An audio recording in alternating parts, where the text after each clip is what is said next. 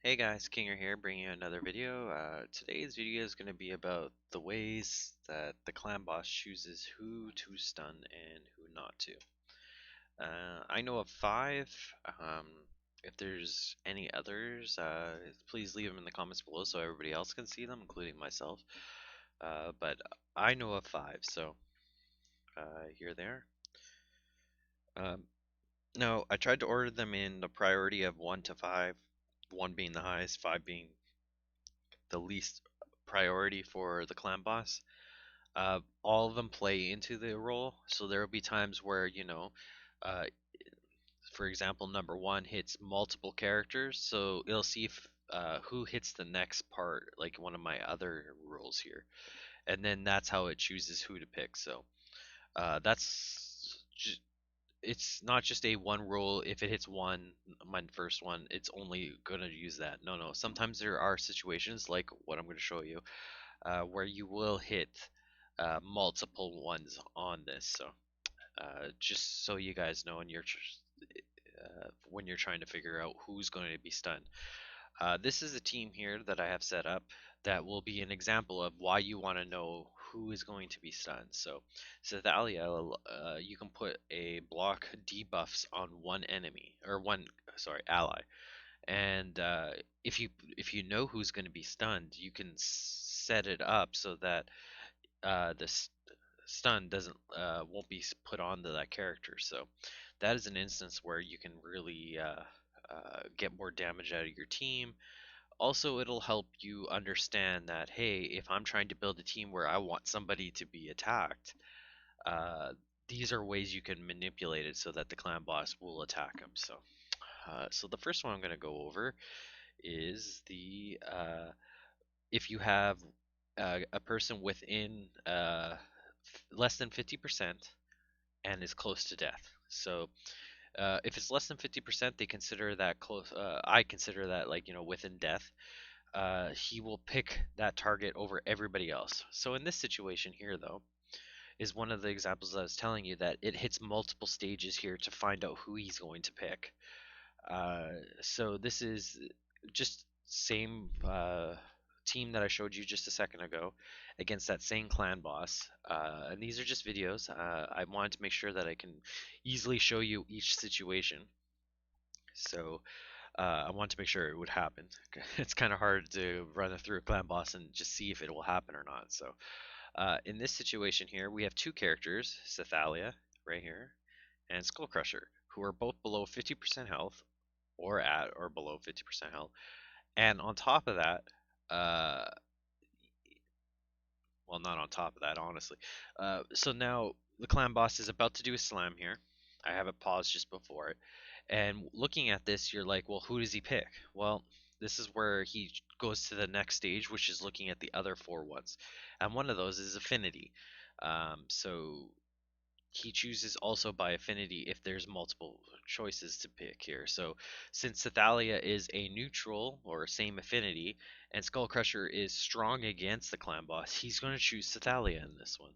So you'll see here, I'll start it up, bam, Sethalia is dead. Even though Skullcrusher was also within the limits to die also. So, and you could tell that because he's less than 50% because he's healing himself and all that stuff. So, um, yeah. Uh, I've lost my train of thought.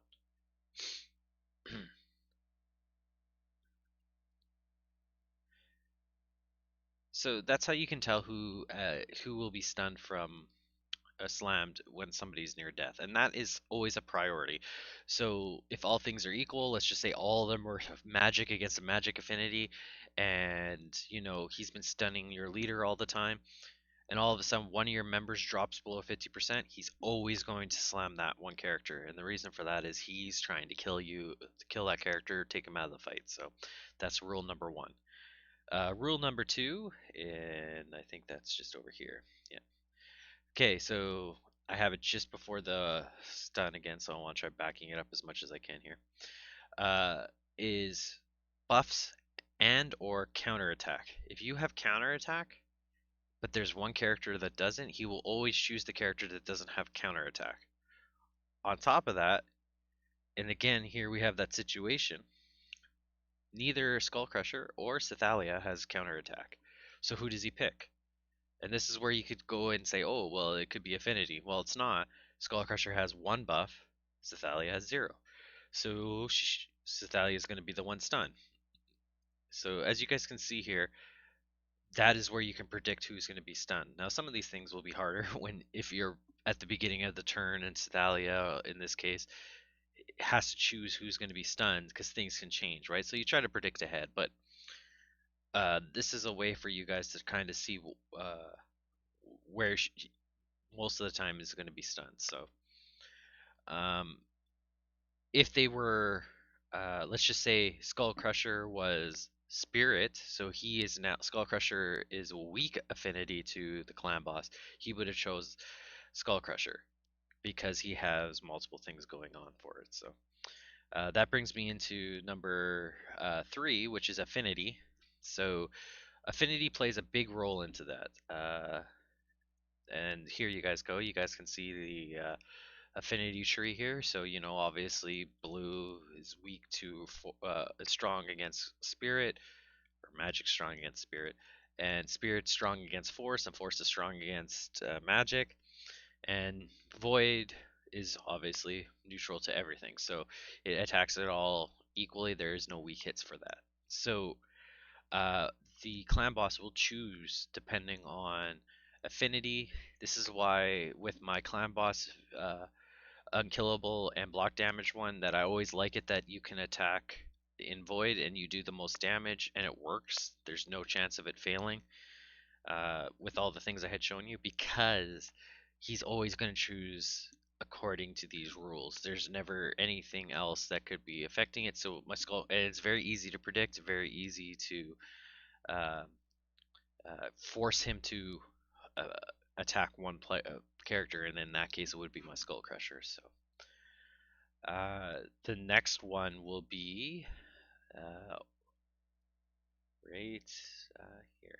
So the order that you put them into will also affect the way that the threat is distributed. So most of the time, you guys will see, oh, he's attacking my lead. Oh, that's great, that's great. Then all of a sudden, boom, he attacks something else. Well, that's when one of those other ones that I've already stipulated. Oh, I haven't taken the screen down, so I'm gonna have to redo that.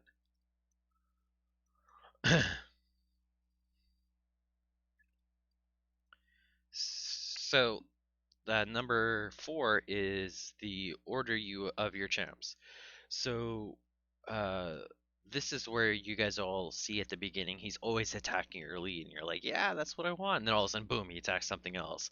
And the reason why he attacks something else is because one of the previous ones I've talked about, it will affect it. So that becomes more of a priority. So this is why this one's at number 4. Early in the clan boss, this is the one that affects it the most. Later in clan boss, this is the one that affects it one of the least. So uh, that is one of the things that I want to kind of show you guys, is that how this works is that the lead, and we're going to put it on a scale of 1 to 5, 5 being the highest amount of threat, 1 being the lowest amount of threat. Your lead will get 5 threat, let's just say, on the threat meter.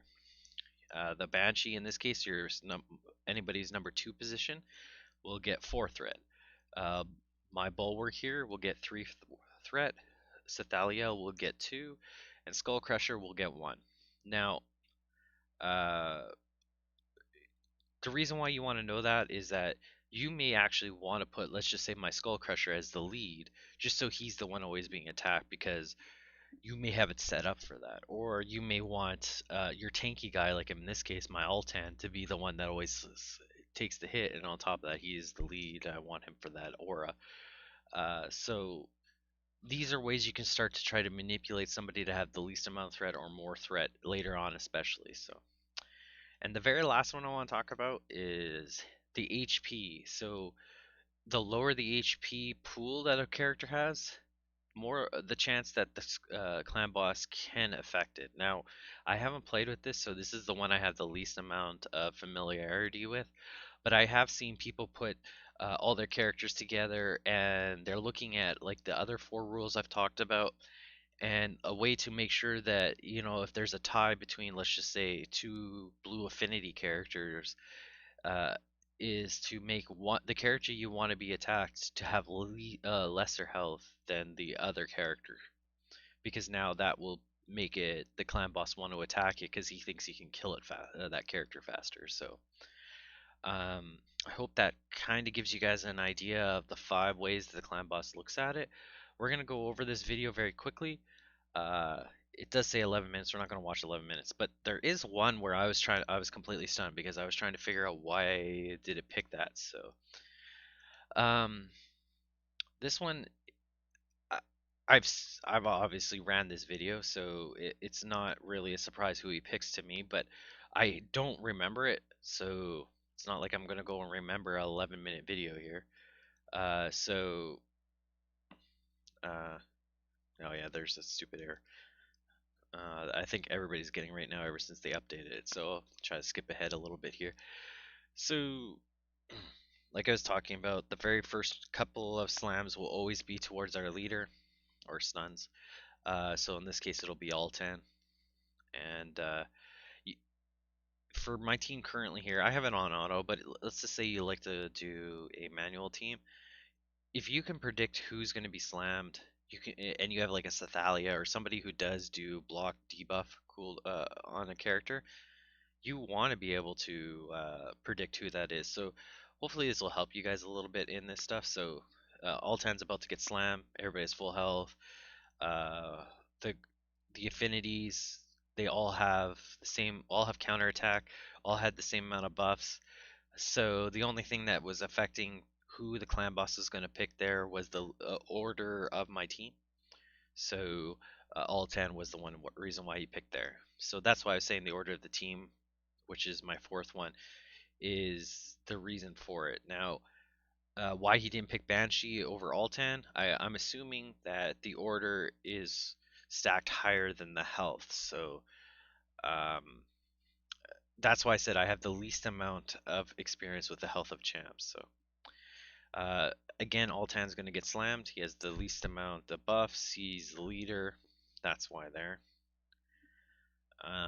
And you'll find on this video, and I hope for your guys' clan bosses, most of the for the first, let's just say 12, I think it's about 12 turns, always pick the leader for the most part. As long as you can get your guys back up, you have lifesteal gear, whatever. But if you don't, you'll start to, or healing anyways to get the guys back up. You'll start to see that they will. Then that's when he'll jump around a little bit harder, and those other factors come in. So he's about to do it again. Let's see here. Just want to see if anybody gets it. Yeah, Altan. So Altan got it. Very simple. Same as the reasons before. Nothing's changed. Um, this is Ultra Nightmare, by the way, guys. So, or not Ultra, sorry. This is just Nightmare. Uh, I've already finished my keys for Ultra Nightmare, so I just threw this team together just to get my 40 mil damage on a Nightmare, so I can get the chest for that. By the way, I will give it to Polarium. I really like that I can go ahead and attack Ultra Nightmare, and then usually in my clan, Nightmare's already killed, so I never got the secondary. Uh, Once again, same reason why Altan got picked there. Just no differences again. But to go back to that, I never had a chance to get the Nightmare chest because it was already dead by the time I was able to use my last 2 keys on it. Um, so we're starting to get to that point now where things will start to play, like the factors that I've talked about will start to play a little bit more into this. Um, and those are the ones where it gets a little bit more tricky, and it may take you a little bit to figure out who's going to get stunned. So this is where I stopped it because I was like, okay, I want to force it to see who he's going to pick, and you'll see I pause at certain point here. I'm trying to get him to attack somebody else, and in this instance, I have now made it where Sathalia is the one he's going to attack because the other two have counterattack, and on top of that have buffs. Sathalia has none of that, so he's going to pick Sathalia on this one. So I was trying to record this video, didn't realize my mic was off, so this is why I'm talking over the video on this one. So that's something to look at too. Um, you could. Uh, the reason why that my first video there and my second where with the two banshees, or where I showed you guys originally like the unkillable and block damage team worked, is because I was using the counter attack stuff to really mess with make him at the clan boss attack my skull crusher, and that's the things you guys can try to do to manipulate it the way you want. So, and this is the one where I didn't understand it. So I thought he should have attacked Cythalia like I said earlier, and he attacked Bulwark. I have no clue why. So I thought Void would be like the last one he attacks, anyways. So that's where I got really shocked because I thought Cythalia. Maybe that's where the health one comes into, and I'll look at that right away here. I'll pull up my two characters. Actually, you know what? Before I do that, and before we get too far, I'm going to do that right now since I have it on the window screen. We'll make it the big. Yeah. So I actually want to see if that's where the health pool comes into. So I'm learning as I go here too for you guys. Let's just check here. Cythalia has about 41,000 health, and Bulwark has 31. So that's probably why. Is at that point he chose to attack Bulwark because he had the least amount of health. Interesting. Something to learn. I was trying to figure out where that came in. I knew that that was one of the rules that it would come up with. So at this point, I stopped paying attention when I was recording it because I realized my mic wasn't on. So uh, this will be me trying to guess as I go along here who he attacks. So he should attack Cythalia since she has the least amount of health. Skull Crusher has over 50%, it looks like, but he's the strong affinity. So as of right now, the way it stands is Cythalia should be hit. Nope, it'll be Skull Crusher because he put up the counter attacks. So uh, there's that. But um, while we're waiting for the next thing, guys, if you want to hit that subscribe, that would really help out. I'm trying to grow the channel here and, you know, be able to make more videos for you guys. So that's my shameless plug for the day. So um, on the next one, unless they get healed, it'll be Skull. Well, they're. No, yeah, okay, it'll be Skull Crusher if everybody keeps their counter attack on. Ooh, it was Altan. Hmm. Guess they were both over 50. That one I don't know either. Maybe that's the health one that came into effect again. Let's just check. Because that would be the combination of the affinity, HP, and whatnot. So let's just check here. Let's check my Altan. My Altan has 41, and my Skull Crusher 40. Yeah, that's weird. Surprised he didn't check Skull Crusher. Maybe the affinity overrode it there.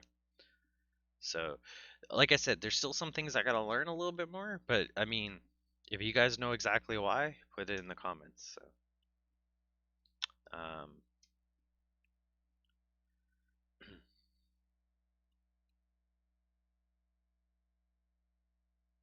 yeah, so like I said, always can learn, always figure this stuff out. I think at this point I stopped doing the auto, and the reason for that was I wanted to make sure I hit 20 mil.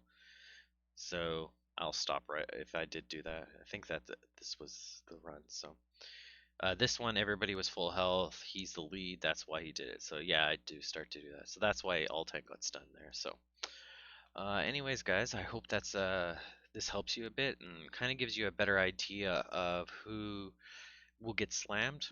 Will there be times where this, like how I had it there, where it'll surprise you? Sure.